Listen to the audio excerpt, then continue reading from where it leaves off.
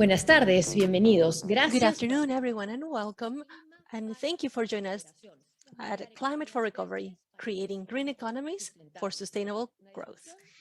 This is a conversation for high-level policymakers in the climate change agenda and the actions that governments must take to ensure a green recovery that is also inclusive. In today's dialogue, we will focus on two questions. First, how can countries' post-COVID policies promote a green economy and enhance competitiveness?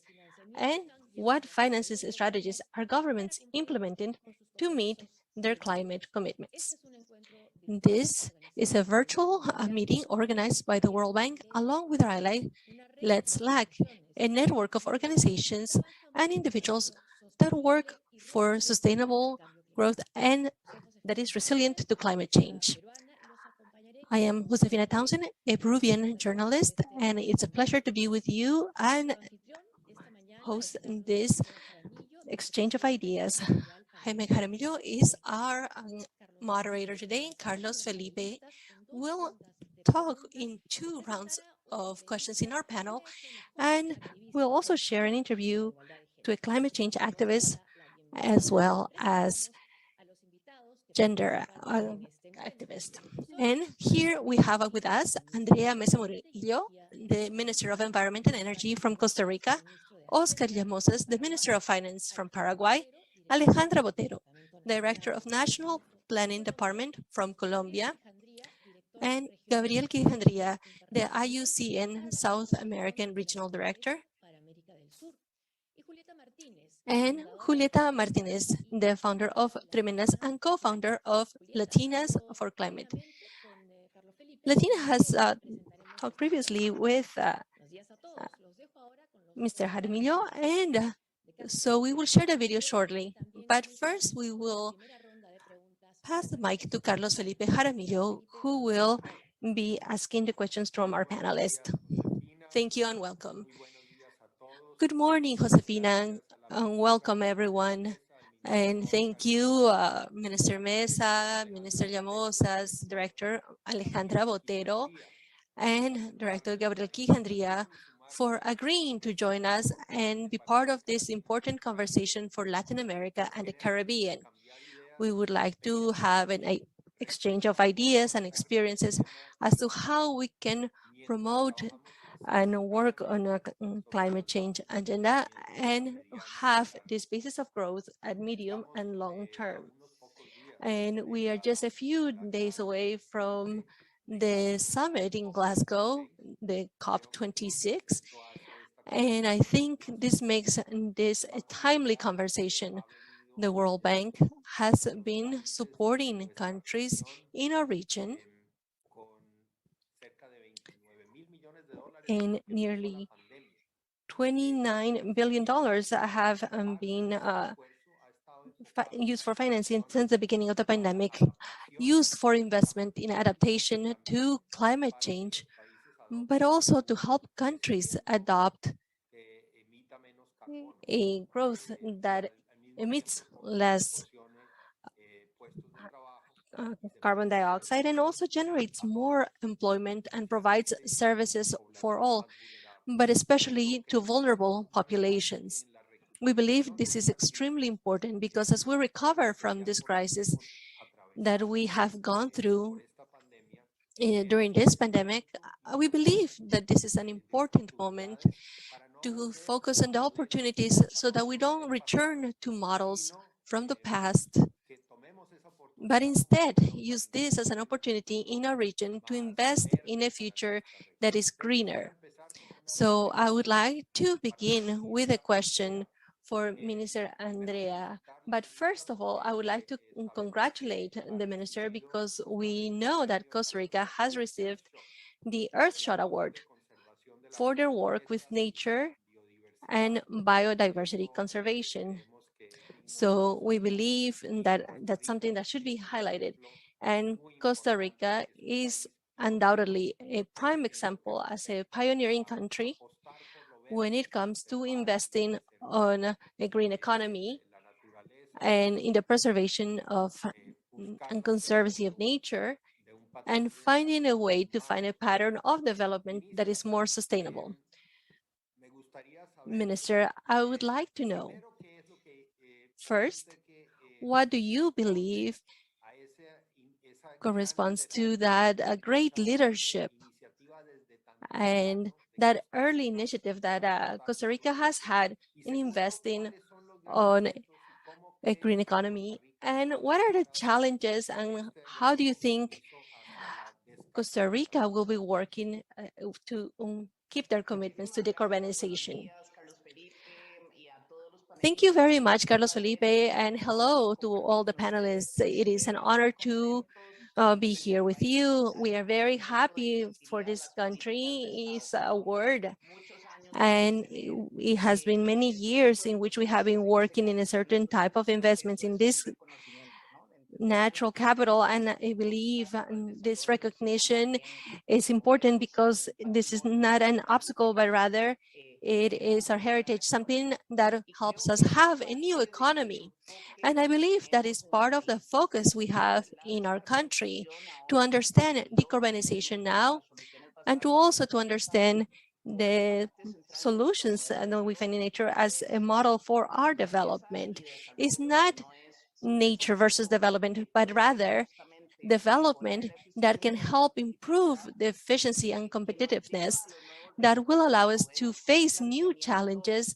And we see it in this plan of decarbonization. We see this as an approach that will allow the country to modernize and to reach this fourth industrial revolution. And so the carbonization is the decentralization here that we have elements for how the country is made up. And thus we see how a lot of this development has to go beyond the metropolitan areas to balance this disequilibrium and use these different elements so that we can see how we can adjust our path and try to understand nature and this energy transition as part of our model of development. And we see many opportunities. A cost-benefit analysis was conducted that helped us see data that there will be a net benefit of over $42 billion by 2050.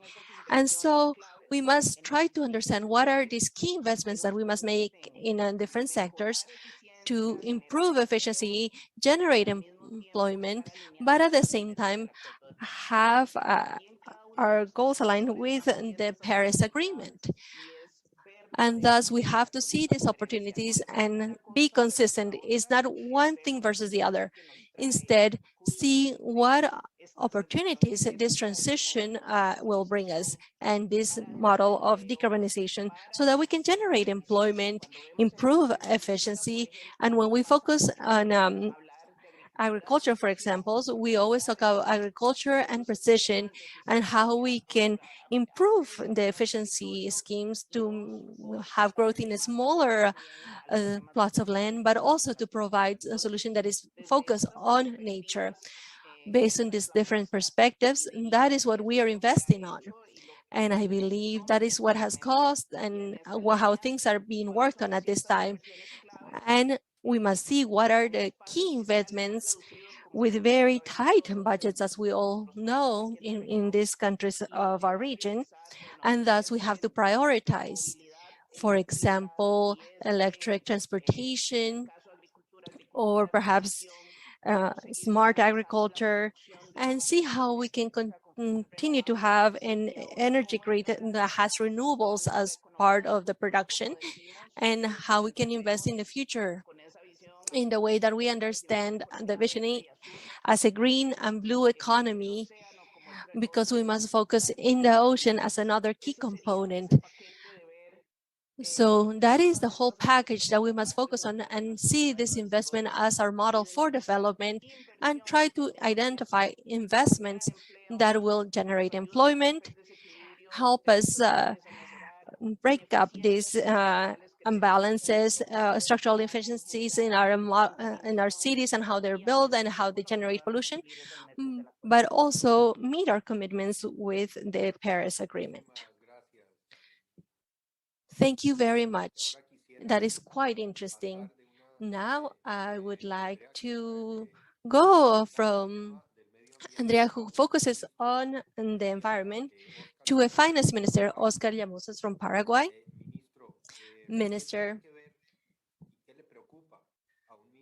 what concerns you as a finance minister this topic when we discuss climate change? I would like to hear what is your perspective, and also in general to hear what problems is Paraguay facing due to climate change, and how is your ministry working on that? Thank you, Felipe. First of all, I would like to say hello to everyone, and thank you for inviting me to share and be here in this panel with such important participants. And to answer your question, I think what is most concerning to us here in Paraguay and the Ministry of Finance is the high risk and how unpredictable all this is. In that regard, our country has endured consequences due to adverse effects of climate change. Just recently in 2019, and also this time, we are facing different impacts on our economy. Recent studies have shown that the average frequency that have had a climate event has grown from one event every 8 years to one every 5 years. And Paraguay is among the countries with the highest percentage of increase in the incidence of this type of events. And thus our economy depends highly in primary production.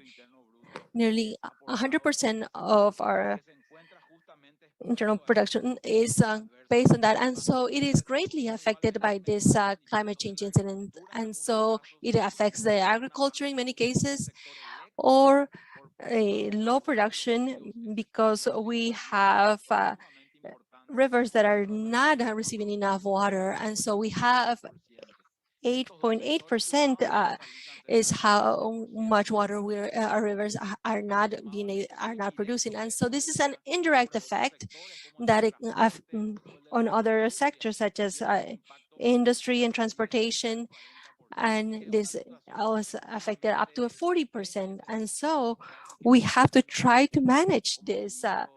And so we are very concerned, especially as a finance ministry. And thus this affects how our GDP is affected. So as I mentioned, in 2019, we had droughts and floods in the same year. This affected our growth, and we had a negative growth of 0.4% that year. And that was mainly explained by the lack of production in primary sectors such as agriculture, which fell by nearly 4%, and energy generation and water was that over 11%. So this high risk environment for us in that we are expecting to face once again this year, in which there will be a drop in production in agriculture and energy production due to the historic reduction of in our rivers. And thus we have to face these challenges, and that are very high for us and that are happening more and more often. A recent publication indicated, was discussing public change, that Paraguay is among the countries with the highest percent increases in the number of incidents of natural disasters. As I mentioned, we have had droughts that have been quite severe in the latest year. We all have also had flooding, and that has caused damage to property and internal migration. And there has also been a change that has been reflected in the damages to public infrastructure, lower production in the farming sector, And also 70% of our exterior commerce is transported through rivers, and there have also been forest fires, and the most vulnerable population has been greatly affected. Our macroeconomic response has been quite responsive in the last few years, as both in the monetary and budgetary response. So we have tried to have solid responses. Nonetheless, the pandemic has also wreaked havoc and caused an increase in our expenditures, affecting our budget. And thus, this has limited how our expenditures.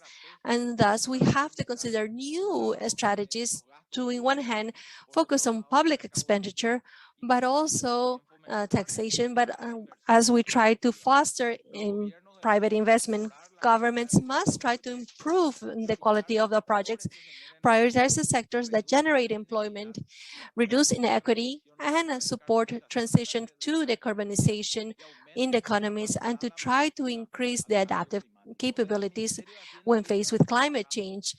Within our ministry, we are working in different fronts to try to uh, discuss and include climate change in our different policies. So we are considering sovereign bonds, focus on climate, and we are also trying to have a public purchasing protocol with our urban and housing ministry to try to have sustainable growth and buildings, to systematically have the investments to close on this gap in our budget. As a country, we cannot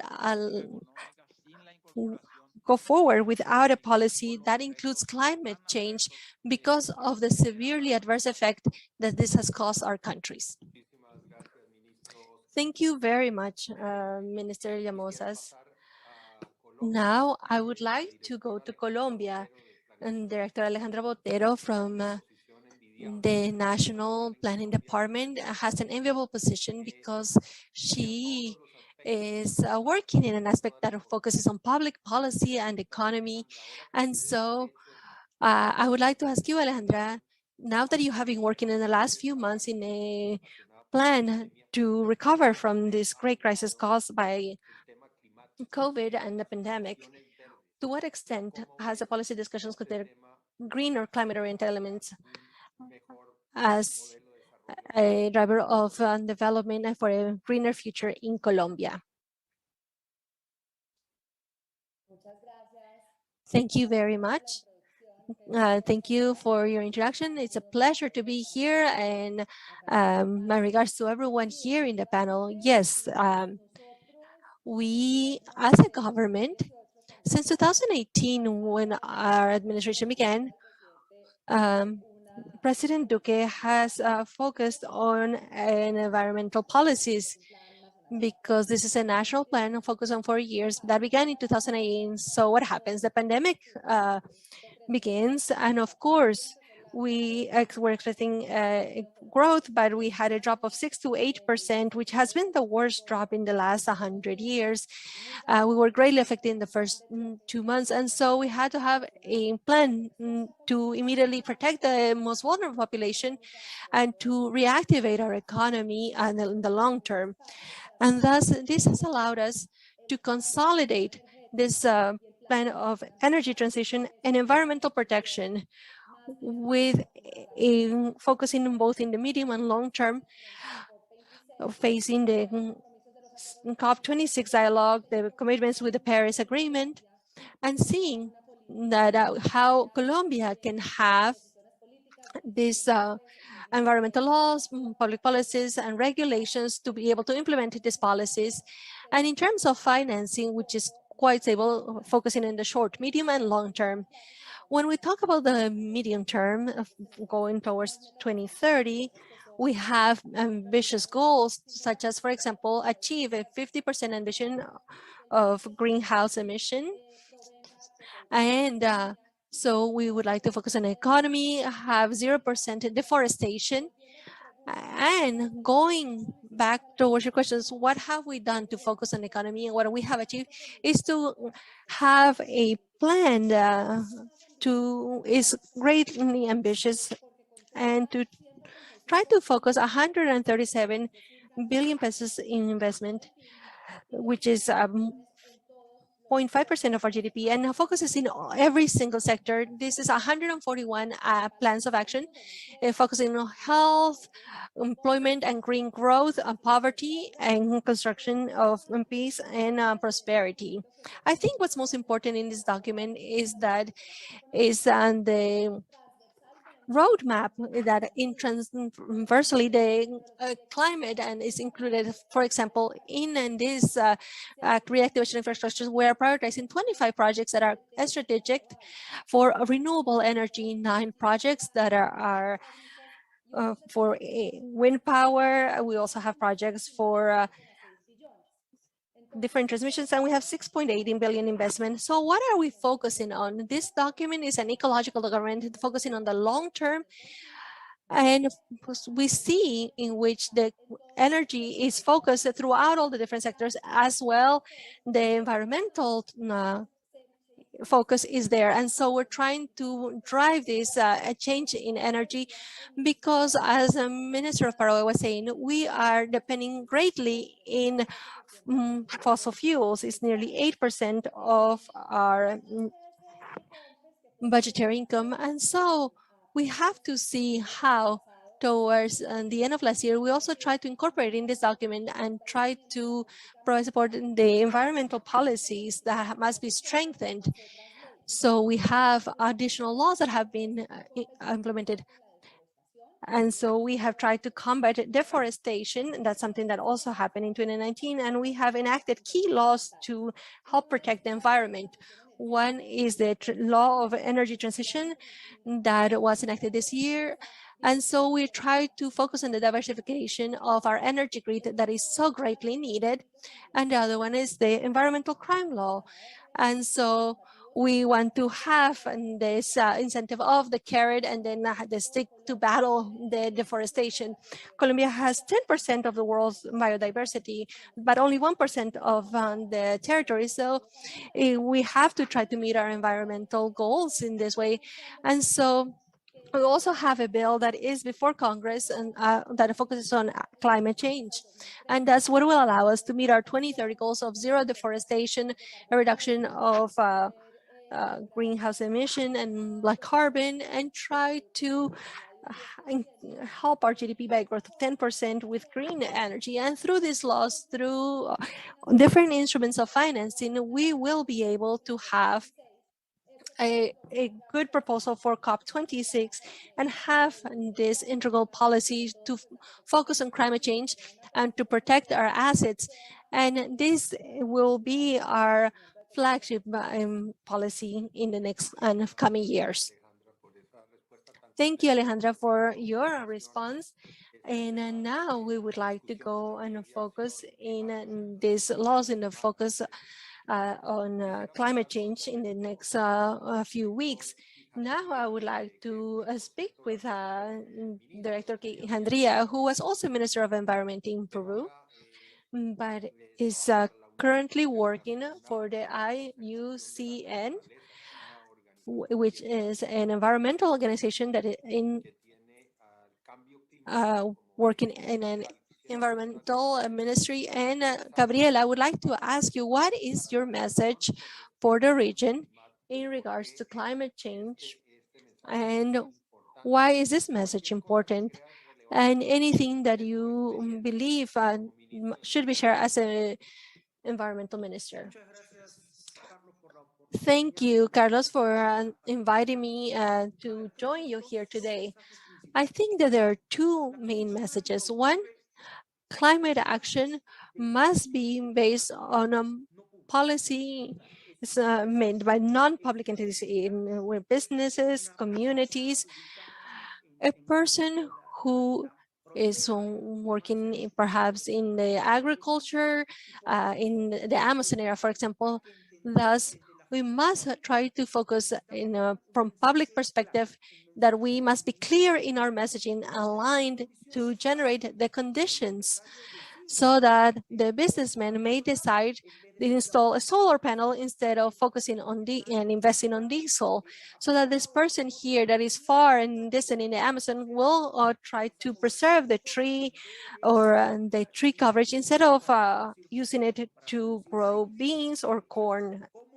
So how can we generate our messages and provide solid solutions so that we can provide access to climate financing and technical assistance and access to the methods of implementation that will allow us to use this equitable transition? Because when I am investing in this green transition, I have to say that certain ways of doing things are no longer allowed. And what we cannot allow to happen is that the cost of that transition be borne by the poorest, because they are the ones who are suffering in the previous model, and they cannot be the same ones who have to bear the cost once more as we transition to a sustainable model. So this effort has to generate these conditions for equitable transition that is fair and allows these populations to be included and guided that may not have been able to be integrated to the opportunities that the oppressive economic model has had. The second message would be that we must try to understand that nature, especially in mega-diverse countries such as those in Latin America, is our ally, is our great allies. And having nature, it is not a challenge. We must see it as an ally that will help us build opportunities and generate these opportunities for those who live in remote areas, and that there are certain complications because they may not have access to the government or infrastructure. And I think that the pandemic has helped us question the many models that we have had in our countries as to how we can approach Amazonic development, for example.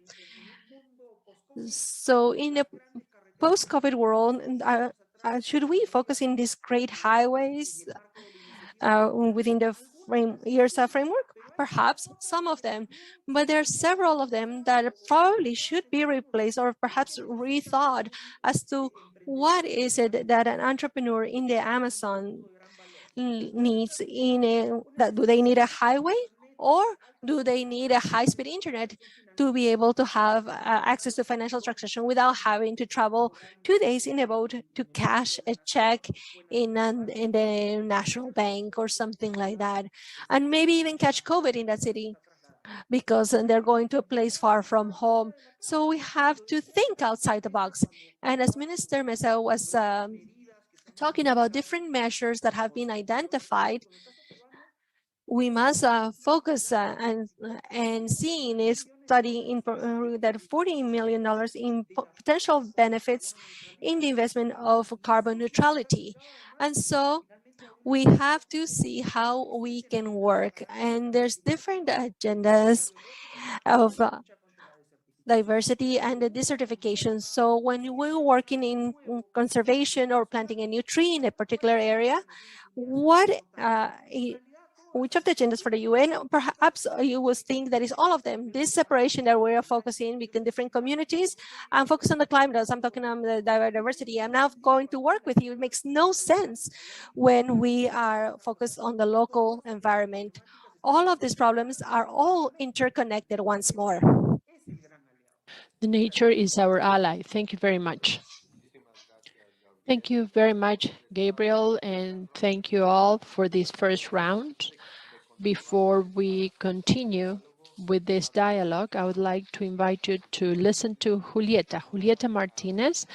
She is a young activist from Chile who is highly committed with this topic of climate change and gender. I had the pleasure to talk to her last week, and I would like for you to listen to some of her comments. Please go ahead. What type of actions are the ones we need to try to promote to fight climate change?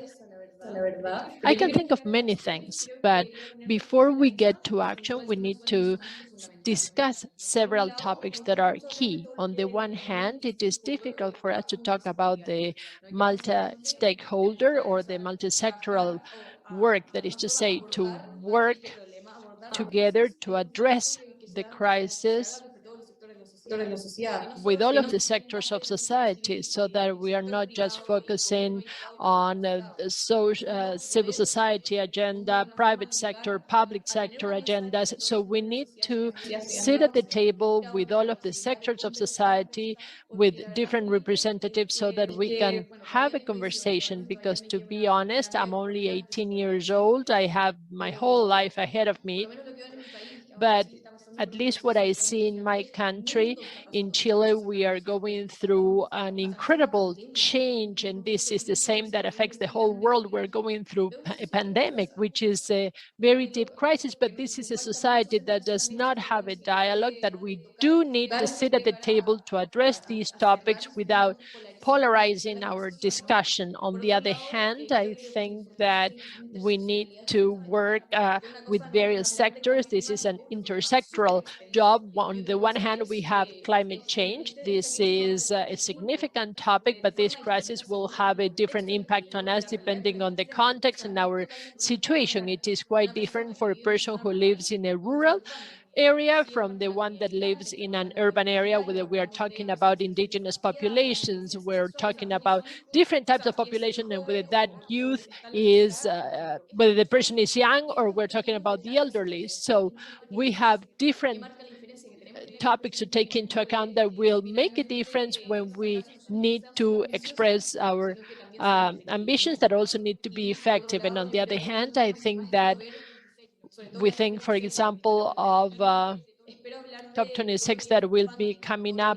It is important to stop talking about spending, but we need to talk about investing. Thank you very much. Thank you very much, Julieta, for this. And I wanted to also ask you in your messages, I also hear an important ideas about gender. Why do you think that climate change is so important, and why do you talk so much about women? We see that 80% of women that are in crisis and problems include women and children. But if we go 3 steps forward, we come closer to the actual situation of those girls and women. These are girls that have no access to school, to education, and just the idea of having economic independence is completely far away from their own situation. And there is also a very chauvinistic society. We're not only talking about girls and women that do not have the tools to react to the problem, but we are also talking about how they can find solutions, look for solutions, and find solutions for them. So, and this is also related to being a woman. And we are saying that all of the problems are interconnected, that there is a point of convergence. And I think that whoever says this is right. When we're talking about a crisis, a dynamic crisis, we're also talking about a social crisis. And whenever we're talking about a social crisis, this is closely linked to gender. On the other hand, I think that if all of the problems are connected, I think that the solutions are also connected. And there is a solution. When I started to study this topic, when I started to go into this topic, one of the questions that I had and that repeated in my head was, what is the tool? What is the tool that I have beyond the crisis or beyond poverty or various problems we may have? What is the tool that always works? What is the tool that works at all times?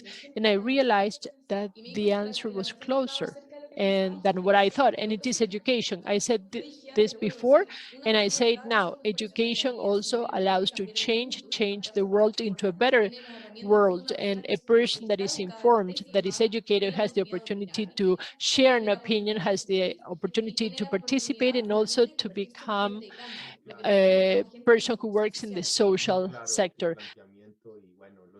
Your position is very clear, and you're also doing this at a point in time when an important number of kids in Latin America has been unable to resume classes at school, and this is quite concerning. But this conversation is being watched by thousands of individuals who are interested in this topic, several individuals from the private and public sectors. And to conclude, I would like to ask you, what is your call to action? What is the call that you have? What should we be doing? I would like to extend an invitation to listen, to be open to what people are saying, to what the civil society is saying, what the youth is saying these days. Because are there demands? Yes. Are there concerns? Yes, there are. Of course there are.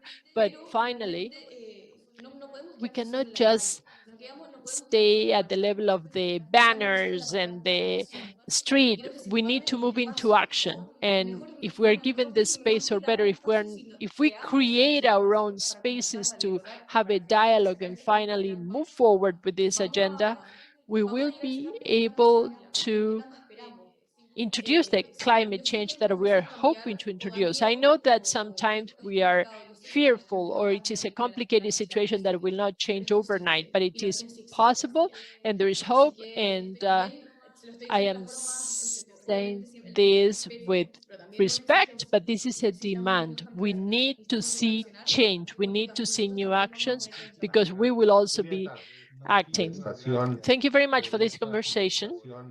And also thank you for these ideas that you have shared with us. I would like to encourage you and other young leaders to continue to speak up and also to participate with their ideas to create a better Latin America and Caribbean region, and also to create a better world. Thank you again, Julieta. Thank you, Felipe, for this invitation. All the best to you.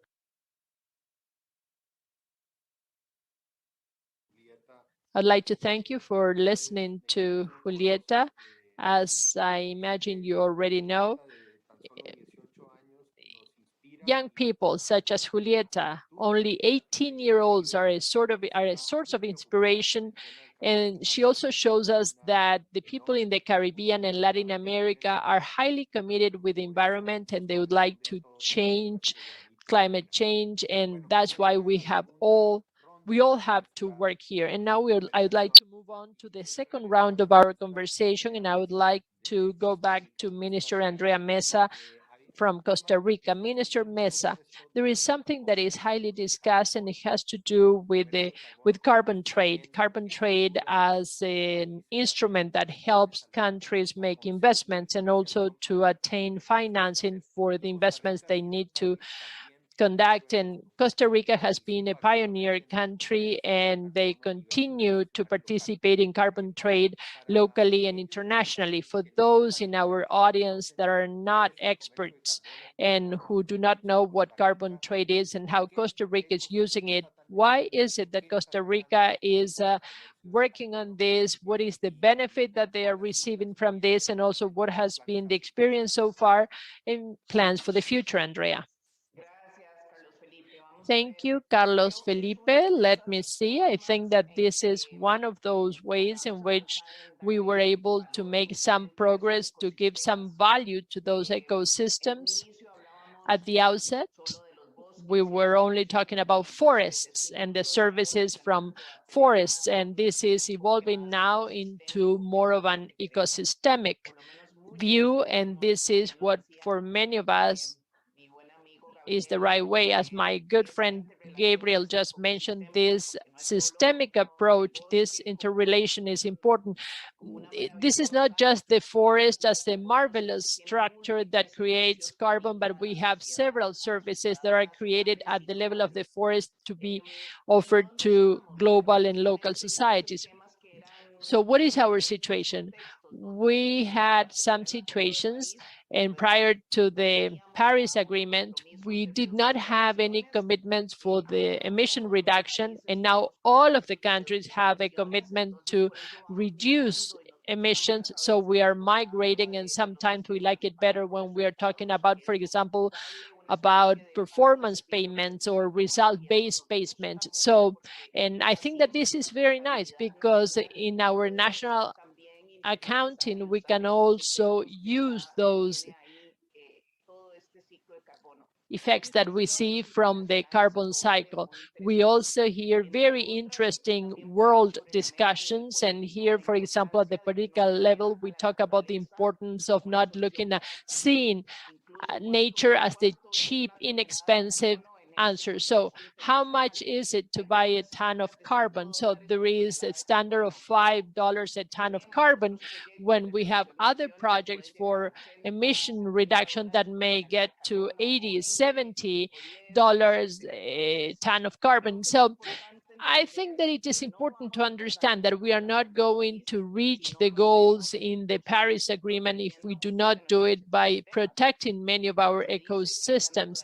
We hear that nature represents 30% of the solution to climate crisis, and also there are some interconnected benefits. So Costa Rica nationally has been creating this system through which we collected tax on fuel so that we have a local fund to pay owners who are supporting and protecting the forest, be it indigenous communities or not. We also have these international mechanisms to mobilize resources so that we can continue with these efforts nationally.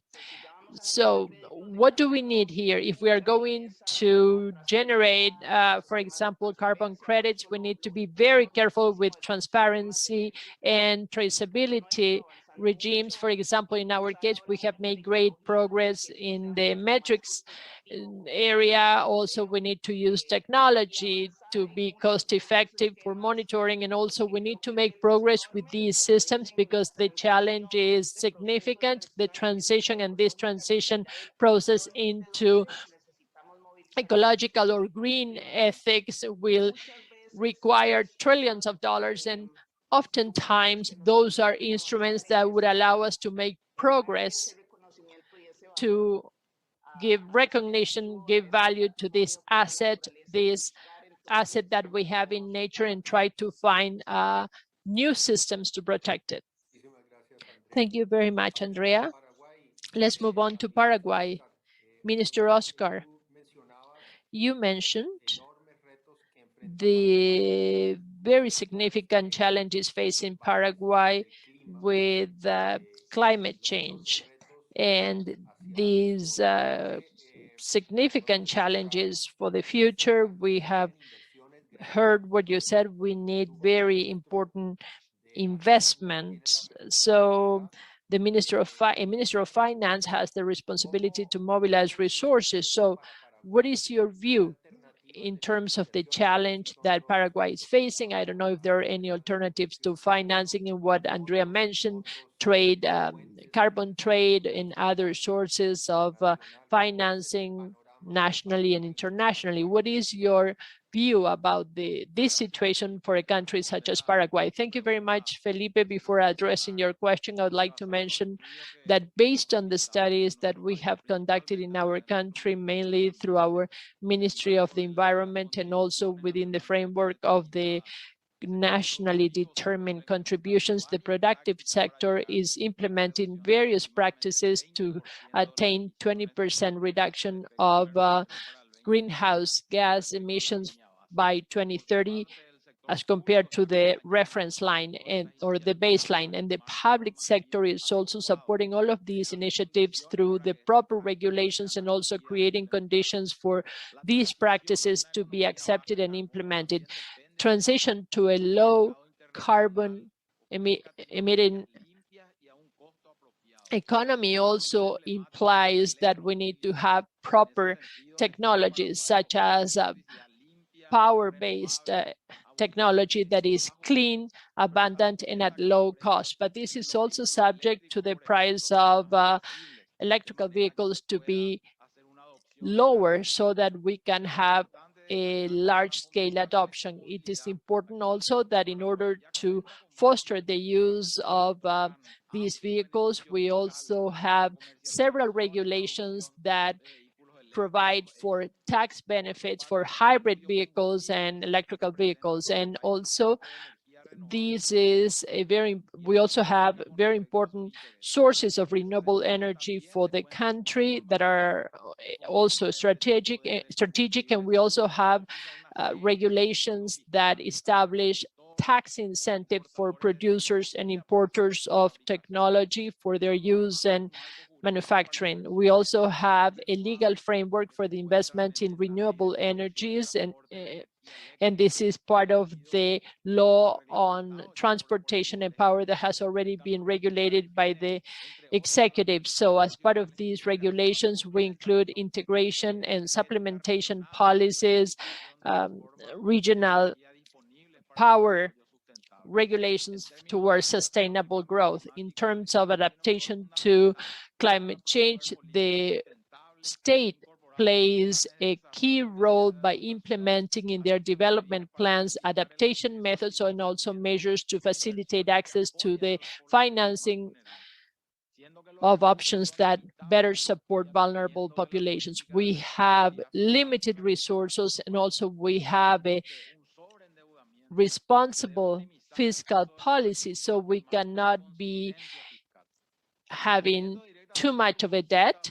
We cannot overburden ourselves, and we need to be responsible. We need to be accountable. Now, what is going to be the source of these funds for decarbonization and also for the transition to the new power? We need to include the private and public sectors as well as the multi-stakeholder institutions so that they can help us through multilateral institutions to provide funding. And also the state, the public sector needs to maintain stable macroeconomic situations, and the private sector will be providing investment. So the public sector needs to continue with an investment-friendly environment, and also the international financing facilities need to be accessible to our government. Thank you. Thank you very much, Oscar. Very interesting. Now I would like to move on to Colombia. Alejandra. Colombia has been proposing what is known as the determined national contribution, that is Colombia suggesting in these international summits. Colombia has some very ambitious goals by 2030, and I would like for you to share with us what, in your opinion, will be the most difficult challenges to overcome in order to attain those goals in the next 10 years. And as I have asked the previous speakers, where do you think financing will come from to be able to attain those goals? Thank you very much. Yes, indeed. Colombia's goal is quite ambitious. So we are trying to have a reduction of 51% by 2030. And what we have implemented is 180 measures to reduce emissions, 30 for adaptation, and also to support implementation. The first task that we have had is the leadership of the Ministry of the Environment with the French cooperation to establish working tables for each sector. So this is such a systemic issue, as our colleague from Costa Rica mentioned. So we need to have a component of accountability so as that we can attain this goal in the next 10 years. We already have the working plans, the work plans with the various sectors that have the highest responsibility, or that is transportation, where we're moving towards electrical vehicles and also using electricity through public transportation. That is key. And in the proposal for the transition that we have, we are in the sector of energy and power. We're also working with the mining sector, the environmental sector, to reduce greenhouse gases. We all have different challenges and different goals. And for example, within social prosperity department, that is the department that carries out all of the social initiatives, we have already attained a commitment so that 50% of their programs by 2030 need to include an environmental component. And we also have a specific goal for medium and small companies. 10% of them also need to have climate adaptation measures. We also conducted an analysis, and in terms of forest protection, rather the goal to attain this 50%, we have protection of forests, and these are the environmental assets that we have. If we include forests, 50% of that goal is just related to protecting our environmental assets. And this is just a great opportunity how we can protect our environmental assets, not only in our traditional fashion, but also by paying those environmental services to the communities, and also multi-purpose organization of the work, so that we can reduce or reuse our assets and determine how we can rechannel those environmental assets and focus on sustainable development, so that we can better use our environmental assets while protecting them. So in the case of these nationally established goals, they are based on goals, they are ambitious, and they're also based on the work that we have already done, and we activate the main component. We protect the forest, and then we have your question, that is, how are we going to fund such an ambitious task? And we have developed, and to be honest, this is very interesting, we have developed the topic of financing the environment. And I was talking to the Minister of the Environment this morning, because we were trying to have a loan approved, and in less than 2 years, environmental sustainability will become an essential part of financing. And this is going to be seen everywhere for external loans and also the issuance of bonds. And in our case, internally, we already have some interesting components. For example, for the first time, we have restructured the law on royalties, that is to say, all the resources that come from oil and other fossil fuels that are distributed in the territories. And for the first time, out of all of the royalties, 1% has to be devoted to environmental projects. It has been very difficult to regulate those royalties, but we have already issued a call to work with the municipalities in the department so that they can present this for their environmental projects. And we also launched a green bond emission issuance that was launched in September for 750,000 pesos. And we are also working with this on the issuance of green bonds and also international cooperation. This is key, and also external loans, and as well as other elements as part of the regular financing that we receive. But platforms such as COP26 or all of the other international platforms are the ones that allow us to level the field for projects and strategies, for example, that have to do with debt and payment of debt. Countries such as ours that have these environmental assets, so that we can have a strategy with developed countries to be able to have this debt strategy, and others that have to do with mitigation, but also with the financing of adaptation to climate change. So we are going through different elements. We have financing, we have great support there, but this strategy is also linked to cooperation and this international discussion as to how we are going to help financing. And this is a very ambitious strategy, but it is something feasible. Thank you. Thank you, Alejandra, and thank you for explaining all of that to us. Now, Gabriel, going back to something you've already mentioned, here we have panelists who represent governments. You have said many times that these efforts and this battle in climate change requires allies.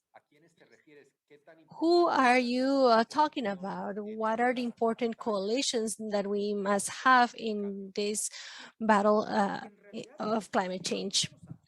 Well, I'm talking about all actors because in the scale, what we in the are when we're discussing climate change and biological diversity, carbon neutrality by 2050, or on protection of 30% of the ecosystem by 2030, require a structural transformation of our economies and our society. Sometimes that scale gets lost a bit because those of us who are used to going to these negotiations, we see these commitments and then we go back to our countries, and sometimes we don't realize how we can review the subsidies and the way in things are done in our countries that have led us to the situation that we must face with disagreements. So, for example, if I would like to have carbon neutrality in countries that have high forest coverage, I have to involve the indigenous movement so that they have the opportunities to be able to benefit from the forest as it is, so that they can develop businesses and initiatives that will allow them to receive compensation in order to keep the forest as is, or to use it in a sustainable manner, or to restore it. We have to work on issues such as in the informal markets, for example, in transportation. In Peru, for example, the level of informality that we have in the transportation, that any measure that I may try to implement to reduce greenhouse emission has to first focus on this sector, on how to formalize it, and after that try to establish a dialogue as to climate commitments and the reduction of greenhouse effect gases.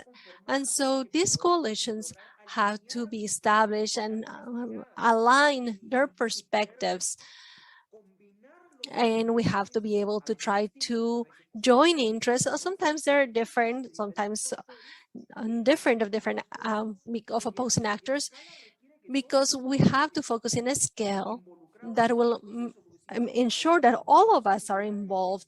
Otherwise, we will be unable to meet these goals. As our young colleague from Chile shared with us, uh, because I believe that she has a great understanding, because to be honest, when I was 18, did not have that level of clarity that she has. And so I see a great future for her, because we have to focus on social inclusion, gender inclusion, and like having Minister Moses here, we see how this is extremely important. As we discuss climate change, this has gone beyond environmentalists' scope. We have to discuss development, and that is fundamental. Thank you.